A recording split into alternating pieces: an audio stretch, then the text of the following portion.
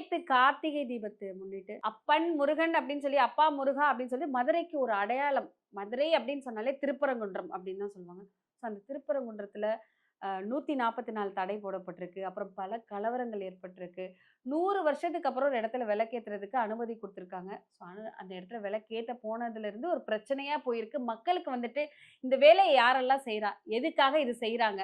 இதனால அவங்களுக்கு என்ன கிடைக்குது? அப்படிங்கிற ஒரு ஆதங்கத்துல மக்கள் ஒண்ணுமே புரியாம, என்னடா நடக்குது? அப்படிங்கிற மாரி இருக்காங்க. என்ன நடக்குது? அப்படிங்கிறத மக்களுக்கு தெளிவா சொல்லுங்க சார். அதாவது மக்கள்லாம் புரியாமலாம் இல்ல. ஆ. தமிழ்நாட்டு மக்கள், அதிலும் குறிப்பாக மதுரை மக்கள் ரொம்ப தெளிவா புரிஞ்சிருப்பாங்க. தெளிவான பயலுக. ஆ. தெளிவான பயலுக. ஆமா. ரைட்டா? உங்களுக்கு நிச்சயமாக தெரியும். பொதுமக்களுக்கு நிச்சயமாக தெரிய வேண்டும். அங்க வந்து சித்திரை திருவிழான்னு ஒண்ணு நடக்கும். ஆமா சார். சிறப்பு வாய்ந்தது. உலக லெவல்ல அது ஒரு சிறப்பான ஒரு திருவிழா. பல லட்சம் பேர் கூடுவாங்க.